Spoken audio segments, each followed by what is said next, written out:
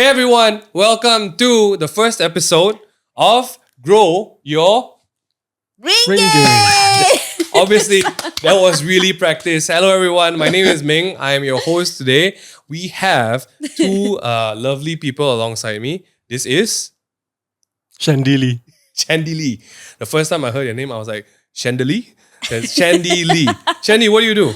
I'm Maybank Bankers. Maybank Bankers. Yeah. How long have you been in Maybank? This is going to be my 4th years. Ooh. He's a pro. I just want you guys to know, Shandy is an actual professional. What's your title, your role in Maybank? Now I'm actually attached to the special programs under the wealth developments programs. Wealth development. Yeah, right. Yes, as a Chinese person, that's what I want to hear. But also, we have, who are you? Madam? Hello, it's Ili. I'm a radio announcer on Hits 92.9 in the Klang Valley. I also do TikTok. I sing sometimes. Sometimes. And I do this sometimes too. Yeah. The minute you hear that voice, you know already. Ili, how long have you been on radio? I've been on radio for 7 years. When I was 23, that was when I started my first job in the industry. Wow. And yeah, I guess I'm still doing it. So you've been in radio 7 years. Yeah. How long have you been in finance? It should be coming out to 25 years or even more. 25 years. It's good. That's good. That's good to hear. I just want to say I've been in neither radio nor finance for 25 or 7 years. But I'm going to be your host today. And today with Maybank, we're going to be doing some really interesting things because I think we're in an era where people are starting to realize that, you can do more with what you have. Yeah. And a very big thing is investments. And I think through the recent years, especially like the pandemic, when things are not going so great, people realize that, you know what? It's not enough to just earn, to just save. We have to have some goals in investments, right? Yep. And today, I think we want to start it right.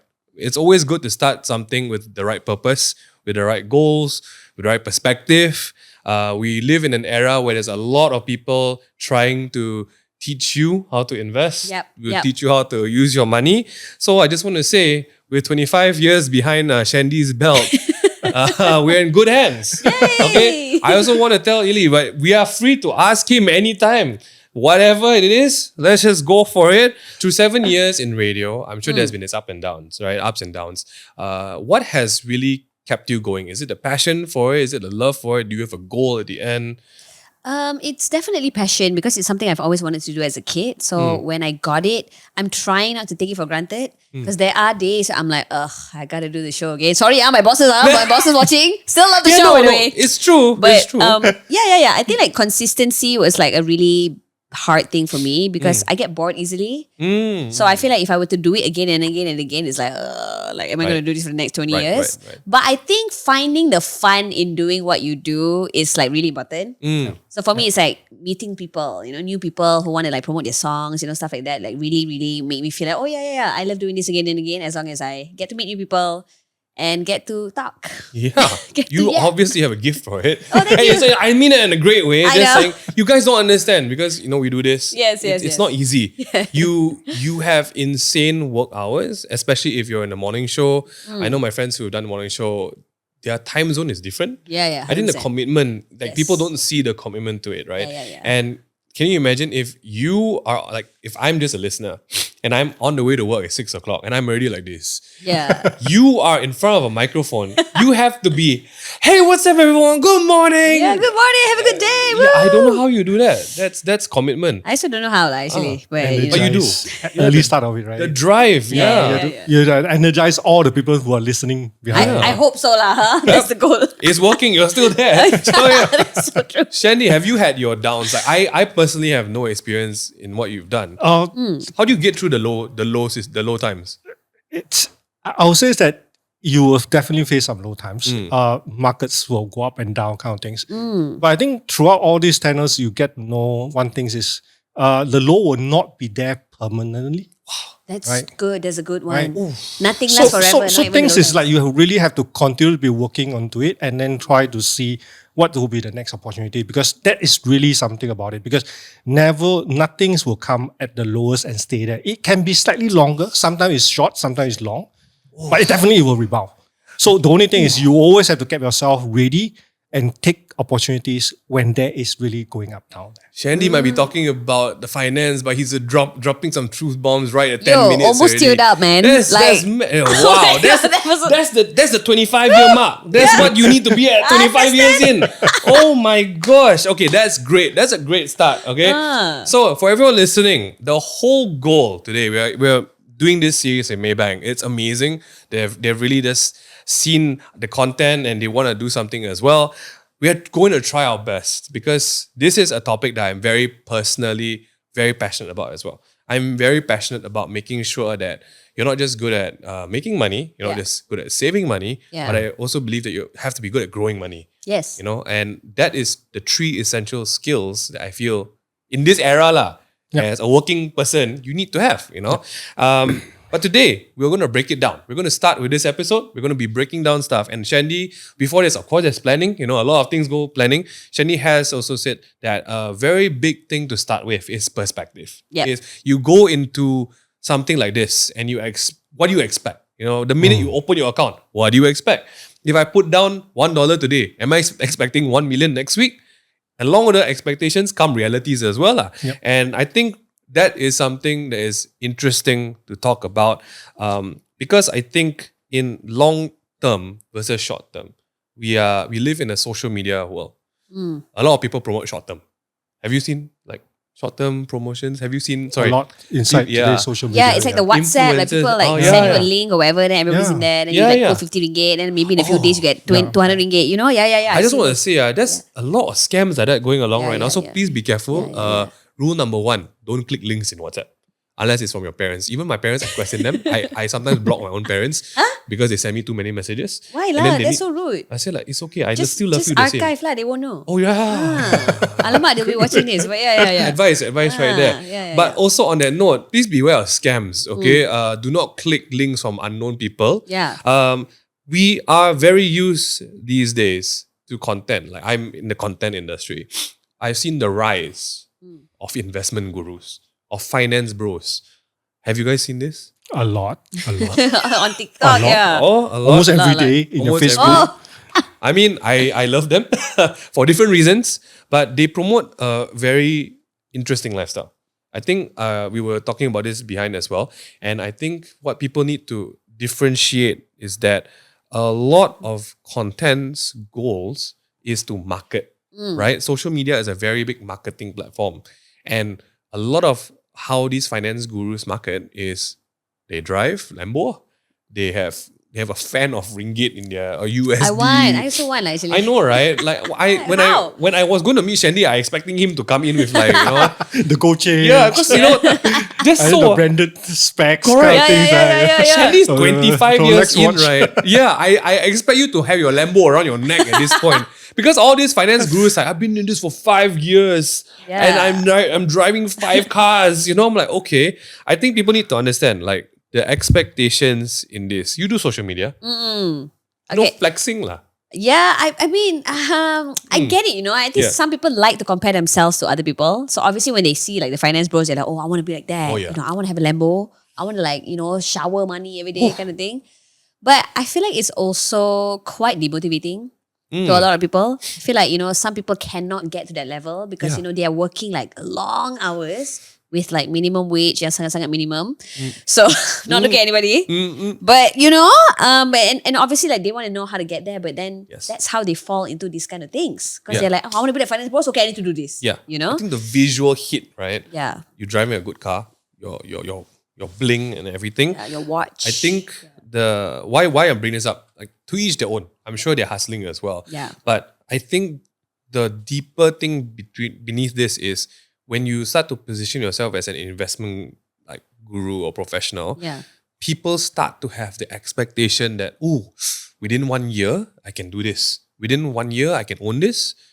Within 1 year, Shandy, what's the highest returns that they can project realistically? We're talking from an objective point of view here. Yeah. What's a safe standard to tell people? I would say it's in a very good year kind of things. Generally, I would say is that 7 to 10% kind of return is considered as very, very good returns. Okay, 7 okay, to good. 10% tau. Percent, 7 to 10%. This finance guru says 7 times 10 times. Correct. Not percent. Yeah. Right. Ah. It's just like EPF has been managing the Malaysians, all the funds. And look at that, they are returning 5 to 6%. Can you beat that people behind EPF? These are really the investment gurus. I heard a oops. Yeah, Right. Sorry. I'm so glad you brought up EPF, Shandy, because I'm just going to be so honest, guys. I don't have EPF. Okay. Only because, okay, hear me Okay. out, hear me out. Okay. Hear me out for a second, okay? Okay. So my company, like in the contract, okay, it's not like something that I'm forced to like Yes, not yes, able to yes. have or whatever, but in the contracts, we are technically vendors. So we only Yeah. work a certain hours a day. We don't have to do like a 9 to 5. So we only get our salary and that's it. No Yes. benefits, no EPF. Yes. So since it was my first job, no one really told me about it. No one really said like, hey, EPF penting, okay? I only thought about it about a year, 2 years ago. Oh, not 5 minutes ago lah. No. Okay. I mean, great. 5 minutes ago also, yes. Okay. Blocking it out in my mind, and now everything is coming up with TSD, but Yeah. We'll talk about this off camera, Yes. but also on camera. This would be a great starting mini goal, a goal base. Yeah. It doesn't just have to be for banks, but I think for everyone now, we are moving into a very gig-based economy. Kan? Yeah. A lot of freelancers, a lot of people want to do their own thing. Yep. What people need to realize that is that when you do your own thing, you need to remember to do your own EPF. You need to do your own EPF and SOCSO, right? And I think you can advise it's really a good option. I think for all Malaysians who are working, I think they should actually have EPF because this is one of the, I would say, gift the government is giving us to all the Malaysians. Yeah. Right? I mean, guarantee returns kind of things year to year out. Right. Safeguard you in terms of preparing you for your retirements. Hmm. Or even sometimes you need some emergency funds. We see that during the COVID. I mean, the government is willing to let go some of the money that you have, allow you to go through all these things. So this is really like a sort of, you can say that it's a forced savings, but it's a very forced savings in a very good way for all the Malaysians. And that things come technically free. And if you are employers of it, you not only contribute yourself, your employers also contribute to that. Yeah. So you got double contributions and then growing, compound it on the year to year for your next 20 to 30 years. Yeah. Okay, So can you imagine the amount of money that you're going to get by the time you get it? It's quite humongous, like I says. this is selling me right now. I need to go and do my EPF right after I think this. so. I think so. Wait, so let's just break it down. So EPF is like a part of your salary that goes into like what is Your that own account? contribution first. Okay, our own contribution. Oh, our own contribution. From your salary, they will Okay. put their own contributions. If I'm not wrong, please correct me, Shandy. Technically, your employer for full-time contracts, right? Freelance is obviously freelance. Yeah. You have X amount, all right? A percentage of this X amount, you are supposed to put into EPF. But as an employer, I'm supposed to meet you as well Exactly. and put in that percentage Correct. for you. Okay, Yes. I see. So it is like a forced savings. And this is truly the long-term goal because the compounding in EPF is very substantial. You can't get these rates anywhere else. And also, if Malaysia has a good year, like we've just seen, oh my gosh, 6%. got bonus. Yeah. So here is already, for everyone watching, right? This is already like the stark difference. Yeah. This is the stuff that sounds very normal and boring compared to someone riding a Lambo. You Yeah. get what I mean? That's why there's a very different hook, right, around Correct. investment gurus and bros. But it's the perspective. Like, see, that perspective of people understanding, right? If the industry standard is 6% is insanely good. That is good. And people need to understand why it's good, right? As compared to someone coming in, hey, put your 50 ringgit here, next month 5,000. That one sounds too good to be true. It's too good to be true, lah. What do you mean, like What? 50 to 5,000? Like Yeah. what? How? What, right? How? Because Yes, I how? think How? like people, I think from experience, because I think we have a lot of friends, I have friends who also fall into it. I tell them one thing. For someone to earn 50 like that, someone has to lose 50. There's an equal exchange. The 50 has to come from somewhere, right? And if someone tells you, wow, everyone put in 50 here, you get 5,000. Where did that 4,000 plus come from? There has to be an equal exchange That's true. somewhere, right? Yeah. Whereas compounding, it is the banks making investments that mature and profits and everything. It's a very different percentage, right? But at this point, this is just to set the stage, I think. Please beware of the links you click in WhatsApp Yeah. and Telegram. Because I've had my poor friends who got scammed of 5 digits worth of this. Because I think when you're in a desperate place and you need money, someone comes and tells you like, hey, my investment will grow you 50% or 50 times, sorry. It's really good. In that sense, I think we can set a proper foundation for investing, right? Normal day is 4%, 5%, 6%. These kind of things, I think, as long as you know, please reach out. People like Shandy, Maybank, they are do they call it professional investor guides? What is the term for those people who help invest? People who want to invest. At every branches, you can actually approach any of them. They got the personal financial advisor. There we go. Yes, advisors. Then, correct. We got relationship managers. There.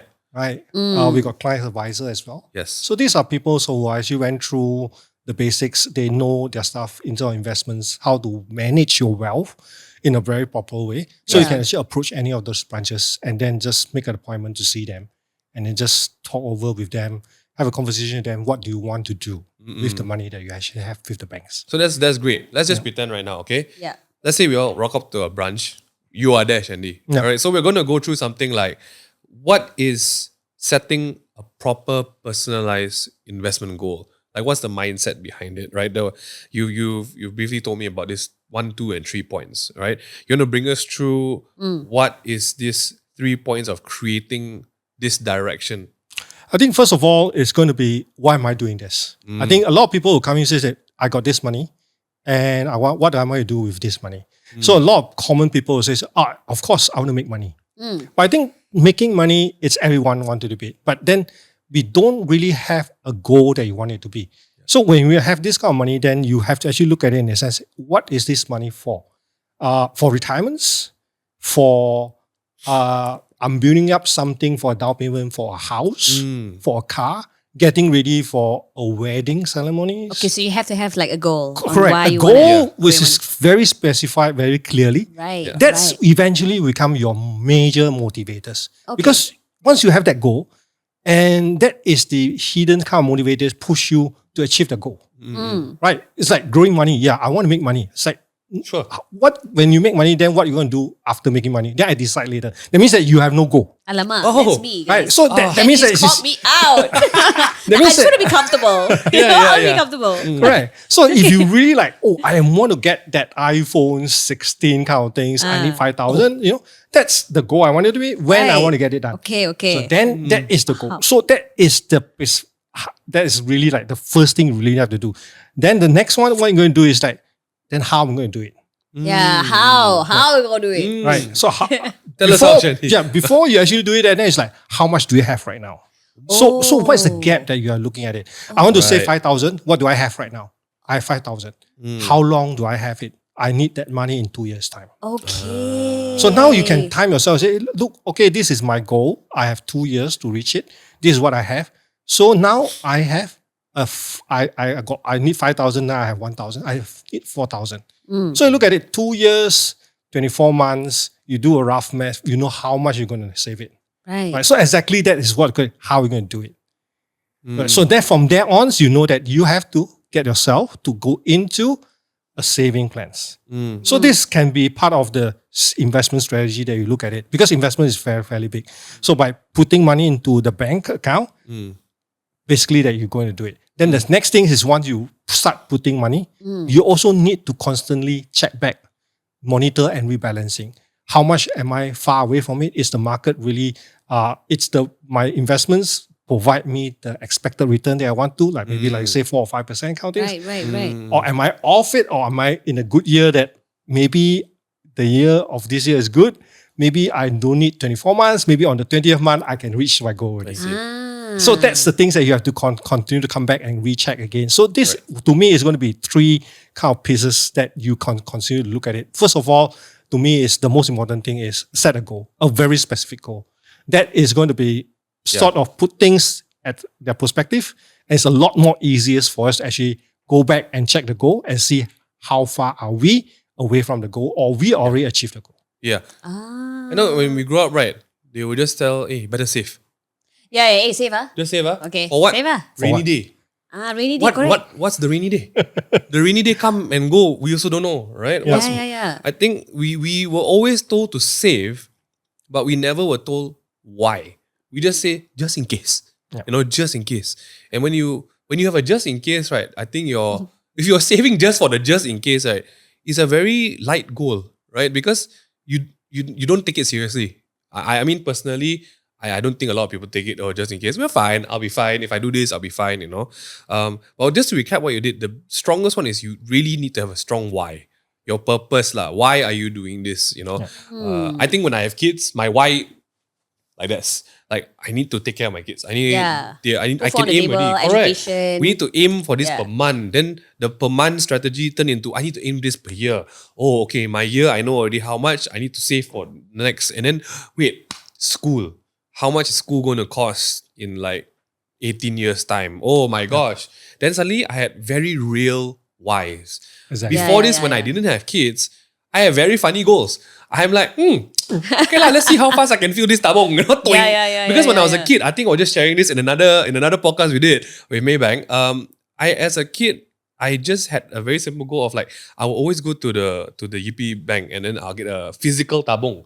And my goal is like, how fast can I change my tabong? Correct. Yeah, that's my only goal. Like, so cute. Because last time got coins, Yeah, right? yeah, Got coins. Now coins, last time was it? Now Right. now it's like a lot of digital stuff, the May app and everything. But last time my goal was to fill my tabong. And that translated into today as I started working. I didn't have as much options, but now we have all kinds of options with May. Yes, and yes, the, yes, and the yes. saving jars and everything, right? I always had a goal, okay, let me fill in one fixed deposit. I will fill in with 1,000. Then I fill my next fixed deposit. So I had very objectively number goals, but I never felt my why until I had kids. Yeah, I can relate with that though, actually. You know what I mean? I can relate to that because like this is a bit of a sad story, but my mom actually passed away of cancer. I'm so sorry. No worries. I mean, it happens, right? This was last year, actually, beginning of last year. So when she was really sick, right, and she needed to get treatments and stuff, that was the why for me. Oh yeah. Like, because my mom, she had insurance, but you know how like cancer is very unpredictable, right? Like the treatments that you need, like you don't really actually know like what kind of chemo, what kind of laser treatments you need, right? And that costs a lot of money. Oh yeah. Yeah, so when my mom's insurance was happening, it maxed out, guys. Very It fast. maxed out. Very fast. It maxed out, but the doctors were telling us like she needs maybe like 5-6 more months of treatment.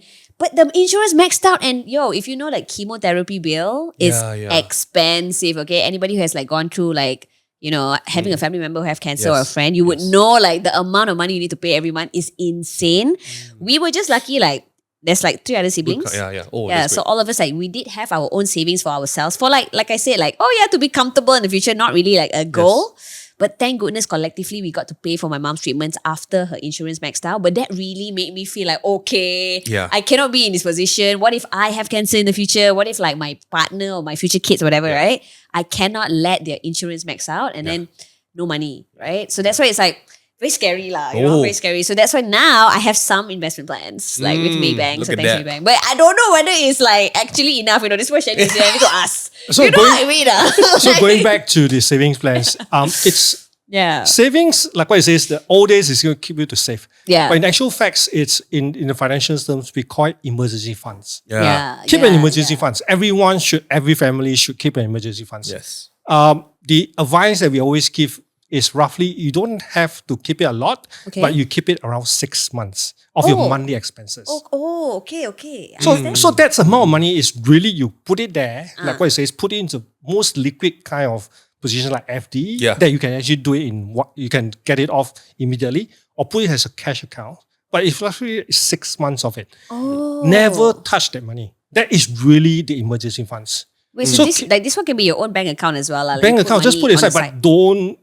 You really separate that amount. Don't touch it. Don't touch it. Don't try to touch it. Because this is exactly what we face, especially during the COVID times, like you earlier mentioned. Yes. A lot of people tell me that, do you have savings? Yes, I have savings. Yeah. But during the times, my saving is at stocks, some bonds. It's not liquid enough. It's not that liquid. And you really need the money at the time. Or some of them even put in their business accounts. Right? Because business is turning over. They have some inventories. They think that is their savings because every time they have savings, they turn it into inventories. Eventually, they want to save it. But that money does not able to save you because you don't have the emergencies. You really need it at times. Like your mom case, right? If let's say you have the emergency funds, immediately you think about it. Yes, this is how much I can cop up now. Immediately, I got 6 months of it. I can actually use it for my mom, emergency case. Yep. Later we discuss over the siblings how we're going to settle it. But now Yes. I can settle that issue. Correct. At least it's like you have Correct. it. Yeah, So yeah, that yeah. is the 6-month things that nobody actually, families should have it. So it will come very handy, especially COVID. Our first lockout was almost 120 days. Right. So for those people, Yeah, it was. for Yeah. those people who really work as part-times or those who actually work in the hotel lines, all these things, immediately they lose jobs. First, they get cut, full day, become a half day, then become like a part-time kind of things. If you know that you have these 6 months You're so to right. take you, your families, Yeah. So I right. think that will give you the comfort to think about it. Yeah. Yep. Like the early part of it, the bottoms, we just hope that the bottoms don't extend over 6 months. Oh, Right. So we managed to actually get out. Yeah. At least I got Touch something wood. to Yeah. 6 months of my time to plan and repositions my financings, relook at what my holding is, Yeah. and then how to go and get myself okay. prepared. Okay. So that 6 months of emergency funds to a lot of people is they know they need it, but they are not really paying attention and slightly neglect about it. But this is very, very important, especially in today's world, because things change Anything very, very happens. correct so Yeah. fast. Yeah. Right. So if you have that as your buffer, that's going to take a lot of cushions up. You cushion you away a lot Okay. from the kind of big bang that you're going to reserve. when people do come to you and ask for investment strategies and everything, is this a first step Yes. that you always advise people? Wanted to Yeah. ask. Before you invest, the savings need to be there, Yep. right? I always keep in mind in terms of no matter what my investors are, they can be very wealthy Right. and they can be just at the beginning, but I always tell them that, do you have a amount that is set as your liquidity funds? So if those were wealthy one, they might keep it a bigger one because their emergencies can be a lot more, more things Yeah, that yeah. they want to be. Yeah. Children all of a sudden get, all yeah. this, and they want to keep a bigger one. So you never put I got 300K, I never put 300,000 into investments because you never know whether the investment is going to turn good or turn bad. That's true. Right. I So- think a lot of people are afraid of that as well. Yeah. That's why they're So I'll scared, definitely put at least 50 to 100,000, put aside, say that this one you don't touch.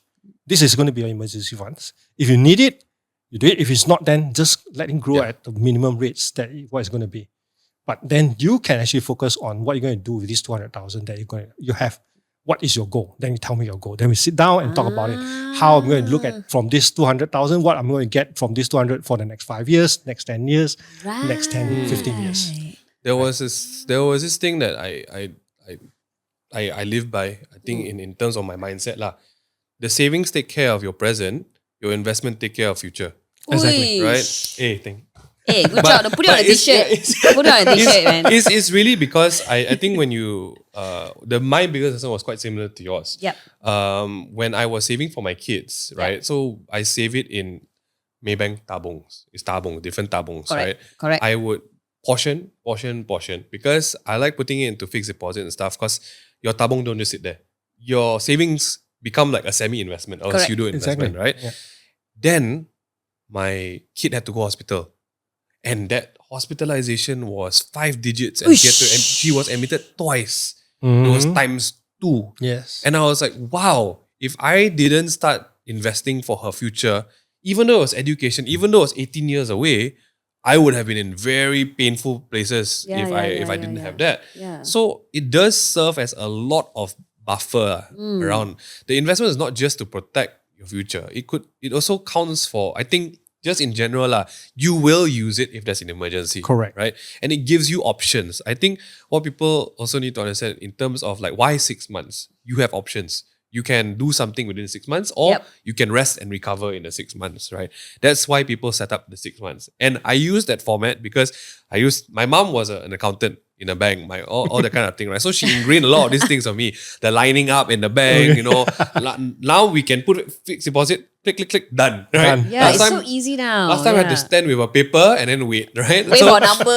Yeah, exactly, right? And I think she instilled that kind of me where my tabongs were 6 months, I completed my next 6 months. I complete that. And then from your life emergency one, I started, hey, let's see if I can save my home loan for the year.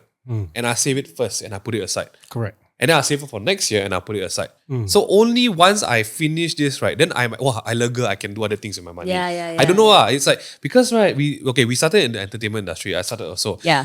Your jobs are really not fixed one. I had to establish some consistency Correct. in the income, right? And I think investing into that kind of mindset, even before the money, really helped me a lot personally lah. Before I even started to learn about more financial instruments, right? I think as just financial instruments alone, people always think like, I think one of the biggest thing is, I don't know how to do this data. I don't know how to predict. Yep. I don't know what to use, what finance charts I need to see. Is this going up? Is it going down? Do I need to know the besar saham? What do you say in terms of this? Like, if they come and ask you this, do I need to know this? Actually, you don't need. In the sense that you just need to know, like for example, for all investments, I think the easier benchmark is very simple. It's easily that you know that the first thing when you got money, you go and put in the FD rates, right? So FD is, let's say now What's is that? 2.5 What's that, guys? or 3%. Fixed Fixed deposit. deposit rates. Yes, Sorry, yes, what's yes, that? yes, yes. Fixed deposit rates. Fixed deposit. Fixed. Yeah, Oh, fixed okay. deposit. Sorry. Yeah, you know Sorry. that. You fine. You knew that. So yeah. if you find any of those investments that's really beat that things, Yeah. basically you are okay already. Right. Ah. The second things that you want to look at it is like now it become a very popular things because we are quite fortunate in the sense in the last 10 years, Malaysians and the rest of the world never have these things called the inflation numbers. Only the recently that we really have to see the inflations that are coming in. So again, you can actually easily find out that what is the inflation numbers. Of course, we talk about inflations, it's not your lifestyle inflations. It's more like your basic shelter, food, rents kind of inflations. As long as the money that you put inside the bank or somewhere you put is beating the inflation numbers, Yes. you are not worse off lah. Put it this way. I think this is the only things that you need to know to get you started on investments. You really don't have to worry about whether next year, what is the forecast, what is the outlook, what is going to be, what happens to the war, what happens to the palm oil price, what happens to all these things. You don't really have to know that because generally the governments or the information will actually take care of itself. Malaysian governments, bank regards have the right. I mean, they are serving the nations by providing that, make sure that the inflation numbers in Malaysia doesn't overshoot. Yeah. Right. So they always use a lot of measures to make sure that we get that kind of so-called we keeping our living standards at the par after adjusting on the investments. Yeah. I think the inflation numbers was one of the things that motivated me to be a bit more active about like because everything was getting so expensive. Yeah. And you feel like, how Yeah. I do have to thank the the finance bros for that though, because there was a very big if you do you're used to that kind of content. They always talk about it's not enough just to save anymore. Yep.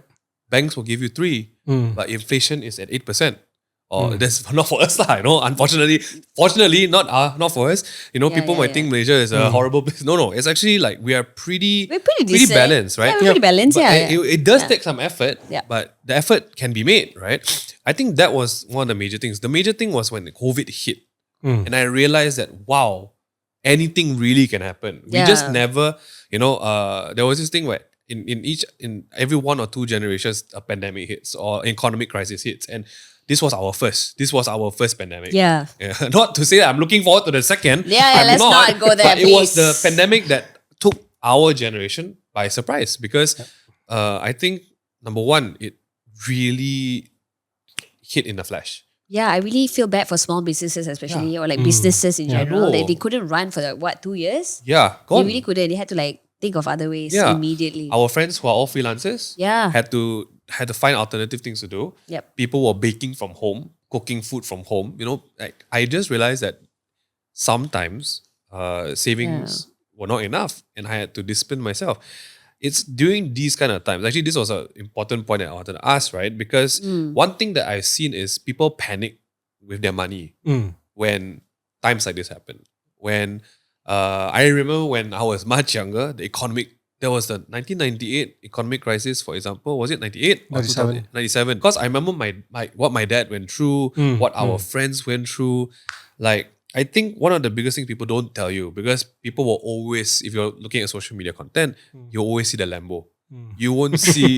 You I won't like how you always see. go back to the Lambo. I always have to go back. I have nothing against the brand. You want a Lambo? I would love Is it. that I what don't you mind. want? Just Hey, say lah. Maybank, what's up? What's your favorite color? Pink. You? We find you the financing. Sign up right now. No, I can't say that. I can't say that. No, but it's what I mean. They always show you the ups, Correct. right?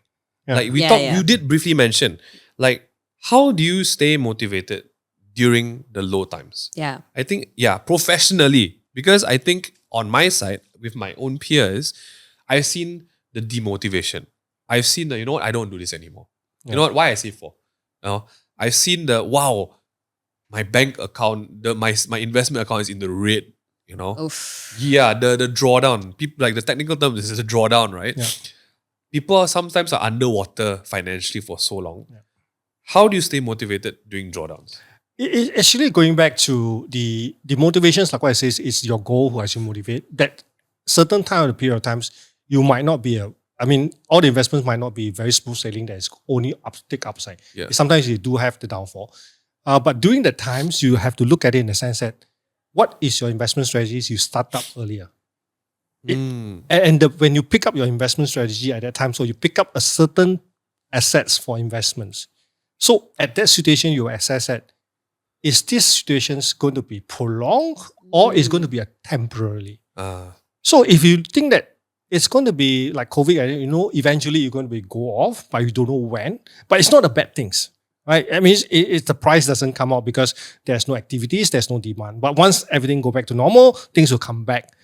And there's the times that you have to tell yourself that you have to motivate that you invested for a longer period of times.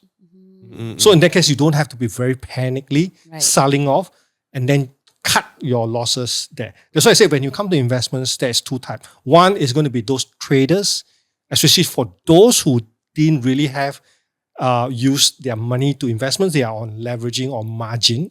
That means that you have no choice but you have to cut your investments because you have already make loss. But if you're holding real cash and then if you invested something that you pick, it's going to be good, then you think that it's going to be good, then keep on holding it. Right. It's very simple kind of things. Maybank also during the COVID time, the price also came down. But if you are knowing that my savings or my holding investment is in Maybank, is Maybank going to be gone after COVID? Or Maybank is going to be lose out his market shares after COVID? No, he's going to be roughly still one of the biggest bank in Malaysia. Things are going to come back. Economies come back. The profit margins, everything is going to come back as Maybank, normal as normally. Then I shouldn't be panic. Yeah. Maybe at that times, maybe at some post opportunities, maybe you should even buy more. That's scary. But that's the thing though. I'm really scared. Like I feel like a lot of people have that misconception that, if you buy more, then you might lose more. So that's why people don't invest, because to them it's like, if I save my money and I see where it is, it will always be there. it will be there. So I think that's also another thing. Like people don't actually want to invest, especially after COVID, because it's like, what if some people gonna burn already? Yeah. So then that's why we ask Shandy. that's why. So Shandy, how lah? Shandy, how? Shandy's phone number is in the description box. No, it's really not. How do you keep such a, like the way you explain it, it's so calm. Yeah. Like You must really know that what you are investing. Okay. You must know It's just like when you buy okay. something, you must buying something that you think that is worth buying. Alamak. That's that one out the window already, guys. I already shopped 3 things yesterday that's not worth buying lah. So if that's the case, you keep on buying something that is not worth. Yes. That's the reason why you keep on having bad experience. The best part is we're recording this during 11 season. I love it. Everything's on sale right now, right? So That's you why buy it's something or you invest something that you have to really spend a little bit of time understanding what you're buying and what you're investing in. Yeah. Noted. Right? If you have that things in your mind and it's there, then you set a timeline and a goal, then it works towards that goal line. Yeah. Times is really going to be on your side because you give yourself a longer period of times. That's going to come back. Like what early part always says, the bottoms can be right now, but it's not going to be always stay at the bottoms. It's somewhere, somehow, it's going to come back. That's the one. I'm going to print that out and put on my wall. So if you think that you buy something that is worth today, 11, they sold me at 5 ringgit. You think it's a good price and you think that these things previously was selling 15, then you should buy 5. Because after 11.11, you can sell at $6, $7, $8. Shandy just told me to buy 5 of it. I will. Yeah, that's all we Say think. less, That's all we took from what Shandy No, said. see, this is the Buy dangerous 5. part on our side, right? That's why you have people also, but on the flip side also, Yeah. I think is that wisdom, that experience that you need, right? Because the biggest lesson that you do if you do trading, I'm not saying you need to trade. Trading and investment is two Very different different. things, Very right? different, yeah. Yeah, investment is something that's consistent. Yeah. And I feel when, like you said just now earlier, like no matter what you felt during your career, as long as you showed up, there was discipline, there was commitment, Yep. up or down, you show up, right? I find it the hardest to apply at that time when I was learning, doing savings and doing investments. Because you don't want to show up when everyone is like dumping everything. Like people, sell, I cannot take it. And can you imagine on the way down, now I can just picture Shandy's face. It's okay. The bottom is never always there. I just see that now going down. Like people find that very hard to do, right? Yeah. But having that why, that's why just now Shandy talked about the why, right? Just want to add in some philosopher stuff. There's a very great philosopher called Frederick Nietzsche. I probably butchered the name, but I will forever remember his statement. Okay. He who has a why to live for can bear with almost any how. Wow. That is purpose in a very decorated sentence, right? Yeah. And I think when it comes to long term, the reprogramming that we need to do in such a, I would say, a short gratification era we live in. Like in the 5 seconds, I need to be entertained. In the 5 seconds, I need to get to this. Yeah. Patience pays. True. Patience pays a lot. Yeah. My best investment, I'm not saying this professional advice, I say my best investment over the years is the investments that I forget about. I don't know how else to say this, but you need to be relaxed and you need to trust the strategy from what I'm saying, right? From what I hear you say, sorry. Like, I like how you said the bottom might be there. Like, yeah, everything took a hit during COVID, but was that going to be permanent? No. Yeah. Right? It's not going to last forever. It's not going to last forever. You will eventually get out of that. Correct. You know, I don't think this applies for everything. Like maybe technology, maybe it's different, right? Yeah. Because something will always replace something in technology. But in general, I think that's probably the strategy. That's probably the mindset, right? What are some examples that you personally have, like to stay motivated during down, like I think lows? Very simple. You look at let's go back to a little bit of the Malaysians economies wise. Yeah. For the last 2 years, roughly we know that the Malaysian stocks was not doing well. Yeah. They're not doing well at all. The markets outside the world went up and down, but Malaysia's was always on the down. And a lot of Malaysian investors really lost confidence of the Malaysian market shares listed about it. Yeah. But the things, if you make the decisions right at that times, if you really invested in some of the dividend stocks in Malaysia, every year for the last 2 or 3 years, they continue to pay you good dividends. Not only the banks, the Naga, telecoms, they continue to give you dividends. So the share price might not be as good as where you enter, but you continue throughout this downtime as long as you hold the stocks. They are still paying you dividends. And the dividends is a very respectable 5 to even 6% or 7%. And then look at what actually happens early of this year's. I mean, maybe after March or April, market rebounds. And now everybody come back and say, hey, I make, for the last 3 years, I hold these stocks, I got my dividends. And now look at what my Bursas is, my stocks in Malaysia has been doing well. They have actually exceeded where I enter and now even give me profit. That means I got profit from capital appreciations in terms of stocks I pay. And for the last few years, I already collecting my dividends. So that whole investments become a very positive thing. If for people who panic, like what you say, Malaysia stock is bad. You keep on listening to it. Oh, no hope. Malaysia got no hope. It's going to be bottom. Then he might sold it off. And he might be taking the sum of money invested somewhere, don't know what. And then by the time he look at it now, he might be not feeling that great because you look at it. If I stay there, I already harvested whatever I have actually planted in. Another one story is also coming very closely related. A lot of people was talking about Ringgit is so bad. Oh yeah, people always say that. Right, Yeah. 480, 470. For a while, it was really bad. It was People was like panic, should I be Yeah. holding my ringgit, all my Yeah, assets yeah. in Malaysians? What should I be doing? Then look at what happens today. Yeah. Everybody was like, okay, no talking about ringgits, 430, 440. It's okay, as respectable. And people start to understand, because if not that, they all keep on saying, Thailand, Thai baht is better, Indonesian rupee is better, Malaysia is the worst. These currencies cannot be trusted anymore. But look at it. It's like I say, it's bottom. It's not always at the bottom. Right now, it start to rebound back. At one time, 1 month ago, it was the best Southeast Asia's currencies. Right. So look at those people who now carrying their luggage bag, going to all these overseas for how happy they are. Yeah. Right? Because exchange rate has been a lot more better. So what it's telling is that during the ringgit was weak, less travel, spend more in domestic traveling. Now it's good time. Ringgit for Malaysians, yes, go and spend. Wow, the ringgit was like, bring it on. Okay, Yeah, wow, correct. this one Bring it really on. professional yapper right here. That's right. I found it very funny. I don't know hold ringgit anymore. Then you hold what? You're a Malaysian, you hold what in your pocket? You pay what? Oh, I don't want my ringgit anymore. Okay, you can give me. It's okay. Yeah, give it to us lah. Yeah, our bank number all on the bottom. No. But yeah, I think Yeah. in terms of that, right? A very big mindset for investment is very opposite of what you would do to shop.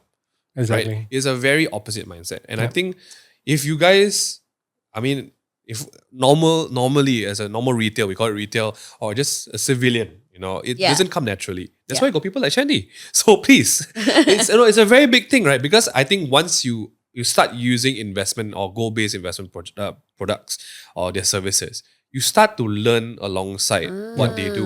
Like the biggest learning is all there. Everything you can learn nowadays, like it's all online. Maybank details and lists down what it does. I think it's very good, especially if you have someone in the bank you can talk to. I didn't know you can just talk to people. You can just ask. They're not there.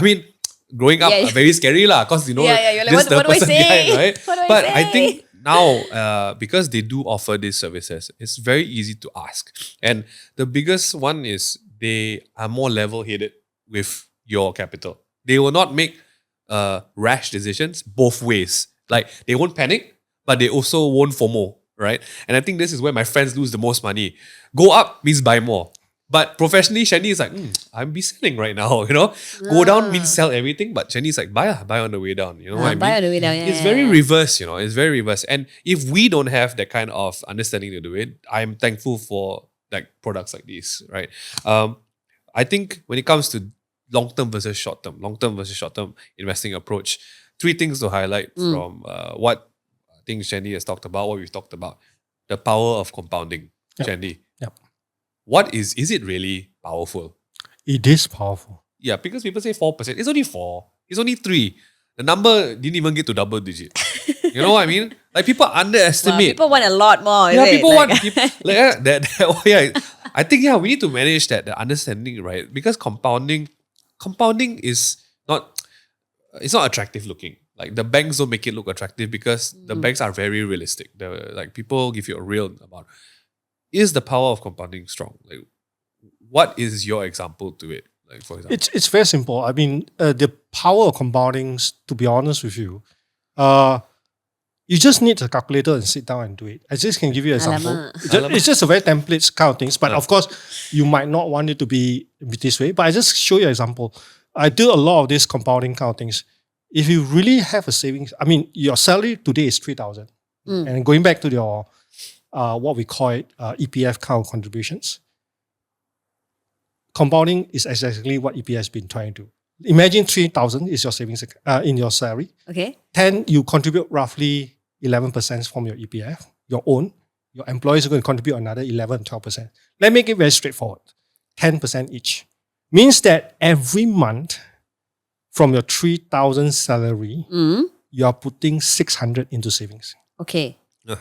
Right? Okay. Yes. 600 for savings. 1 year, you're saving 7,200. That was fast. Man knows. Wow, his we don't need a numbers. calculator, we just need Yeah, Shandy. we need Shandy. Just ask Shandy. 10 years, 72,000. Okay. Okay. 20 Okay. years, Okay. double that, almost 150,000. Okay. If you work really 25 years or 30 years, that's going to be at least going to 200,000. Just That is without. honestly amazing. just This is without- I'm making assumptions that your salary don't grow at all. Yeah, that Okay, means you okay, earn okay. for 25 years. Correct, You earn 3,000. 3K. Yeah, Every yeah. year you just need to keep the job, Yeah. and you get $300 every month that you contribute to it. And your EPF at the time when you retired, you have minimum of saving 200 plus thousand. The compounding index, the compounding factors of it will easily take you to $500,000. Oh, wow. Okay, but of course, like I need to bring this up, like, right? Okay. Realistically, if we were to say the person has like a 3,000 salary in mind, right? I'm sure they have commitments as well. They have to pay like, bills. They have to like get groceries. They have to, pay for things, pay for your car, pay service, whatever. So obviously, like maybe not everybody would have 700 ringgit to put No, inside. so EPF is already taking away before it actually reach your pockets. Alamak. Yeah, So he will it's- take first. You don't Has to see. take first. You cannot use his money. The Guys. government take two things away from you before you Oh my gosh. the salary It's go so into your funny. accounts. For those who are in the in the employment kind of things, Right, first right. 10% is going Yeah. going to into EPF contributions. Okay, Second okay. things, if you're under the tax brackets, It's your tax. the tax is going to take another 5 or 6%. 3,000, of course, tax free lah. So when you reach 4,000, I'm going to take another 5% from you. So once you have 3,000, it's not going to be your net numbers. You'll get like 2,600. That's honesty right there, because you really don't. Correct. That's as know, I know, honest so as sorry. it gets. Yeah, that's as honest as it Yeah. gets. The next time you all meet me, things might change. Just letting So you know, just letting you know. 2006 is for you Yeah, to go yeah, and yeah. manage your housing loans, Yeah, your car yeah. loans, your Yeah, family. yeah, loans. yeah, So yeah. what you need to do is Yeah. that's already a saving plans for you. Okay. And that's like okay. come back to Yeah. Ming Han to say that how much it is. So imagine that you are not really saving at all or putting an effort, as long as you put an effort to keep a job. But when you're 30 years later, you already have 500,000. Yeah. It can be more because the assumption is you cannot be, Yeah. you'll be earning a lot more. And your bonus yeah. coming in that time, it'll be even more. Yeah. Right. But the true value of it is that 500,000. Does it worth how much to today's value? That's also a questionable. Yeah. We have to come Yeah, back yeah, into yeah, yeah. inflations and all these things. I think the 3,000 also just an example. lah. Correct. It's Yes. just Of course. Yeah. I'm just, Yeah. Before the comments come in, like, no one can survive out of No, 3,000. but how come? That's why I bring up this. Example. Yeah, that's why I bring this up. Yeah. It can be 5,000, it can be 10,000. It's So the more the merrier. I take a very low number. So if you're earning more, then you should actually look at that things. Yeah. So it's the same thing as exactly what we try and do for the goal-based investments. Yeah. Right. If you don't have EPF now, you can actually use the Maybank as a tool Yeah. to do exactly like what I'm sharing with you. Monthly contributions, how much of it, then compound it for the next 5 years, 10 years. Yeah. We will show you the numbers that you're going to get. The power Correct. of compounding. Correct. Yes, Correct. that's one approach. The whole 600 every month reminds me of another approach. It's called dollar cost averaging. This is technical. It's called, finance bros call it DCA. DCA. I like that. Dollar cost averaging. Do you want to, how is the simplest way you would explain this? Means that the dollar cost average means that you're doing something on a very regularly. Means that if you are putting $200 to buy a certain stocks or buy certain things, let's say stocks, for example, you don't care where is the stock price because you don't time the market. Every time you receive the money, you pay every month come first of the month, you buy 200s. So when the price come down, you buy more units of that things because your $200 can buy more because the price came down, right? So when times go up, at time you buy less. So you call it dollar cost average. Means if a market is down, you continue to buying, but you're accumulating more units. So when the market rebound at time, what you end up is the price go up and you end up with more units. Basically, finance consistency. Right. Correct. Basically, I do have peers who are very well invested, and the most successful have this strategy. They don't care. They set for themselves. Every 15th of the month, I'm going to put X amount, and this is what I'll buy. I No see. matter what. Up, Right. down, left, right, same time, same amount. And the discipline is there. And that averages out over the years. And, by performance, I think historically, if you do that for the stock market, no matter how it swings, it averages out. And the minute it takes off, it takes off. Dollar cost averaging. Okay, so if it's somebody like me, like who's interested, who wants to start, like how do I start? Like, do I Do I see the price of the unit? First, we call Shandy. Oh, betul. Shandy, handle everything, please. The good things about it, Maybank now already have it in your apps. This is exactly what we call it, the goal-based investments. There you go. It's actually right there. It's actually and it right will tell- there. everything will be there. Like, Correct. Yes. Okay. You just Yeah. need, like what early part, set up a goal. What do you want to do? How long you want to do it? Yeah. And then how much you're going to start it up? Then how much do you want to do it on a regular basis? Yeah. So Maybank will ultimately take that amount of money from your accounts Yeah. Right. on that particular dates. so you don't see automatic. it. So you don't see it. Automatic. Oh, And don't see you it. can Correct, review it at any time. Yes. Can you 12 stop o'clock in the it night anytime? time, 3 o'clock in the morning time, you just go to the apps and see, did my money went in? Yeah. Or if my savings already reached what level? How much, Yeah. how far away from my goal? It's all in a very simple app. Yes. I love that. Correct. It's Okay, that simple. Okay, Yes. Just- understand. It's like my parents taking my angpao money from me as a kid. I never see my angpao money until today. But suddenly she come back, mother said, here's your savings. So much. I That's see. the relationship I want in my money. Like, take it from me. I see. I don't want to see. know about it, but it's consistent every Chinese New Year. Mm. And then at the end of it, hey, Ah. here's for your wedding. I'm like, oh, Wow. wow. I want Maybank to be my mother, metaphorically. Metaphorically taking my angpao money from me, you know. I but, see. But I think that is the May apps. The May app has really just concised everything into one thing, right? The May app has the goal-based investing, and I like the May app because everything is there. We'll cover more along the episodes, Yep, but yep. today you can do the analysis on the May. And by the way, it won't just ask you to open up. Hey, here's my money. No, it will start to assess you first. All right. So we're just gonna Okay, segue so a not bit. everybody Yeah. can do it. No, in you that can. sense. You can. Oh, It will everybody assess can. you. Okay. Yeah. Yeah. It will assess your risk. Right. Yeah, how much you want to put a month. Right. Because obviously everybody has different finances and Yes, different yes, salaries. And yes, okay, yes. cool, You, cool. you can just take it like an apps is really like you can actually play with it, create a goal. Yeah. Identify the goal. We have 3 different goals for you to actually choose from. We got educations for children or yourself. We got retirements. Right. And then we got simple one for growing.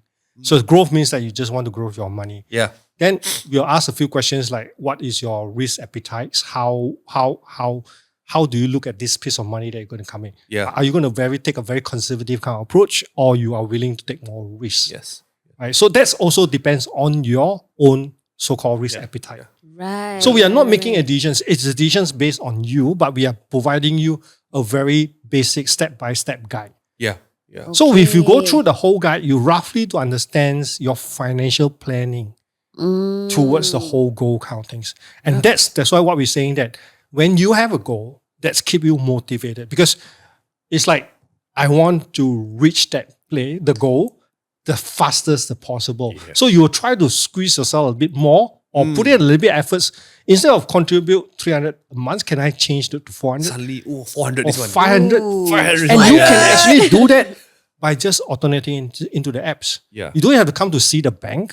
Yeah. You don't have to come to see. The only thing is, do you want to continue? It is, yes, because you can actually see and monitor the progress. Yeah. If the thing is Right. good, you say, okay, this is what I expected. It give me the return that I want it to be. Yes, I'll put a continue. Yeah. Then like what Ming has been saying, I do a dollar cost average. I don't really care what it is, because my ultimate is I want to put money regularly, and then hopefully Yeah. one of these times when I want to take it out, I want to farm it as the biggest amount of money that I'm going to get it. So I had that kind of thing. So that goal is give you that kind of motivation in you to push. Yeah.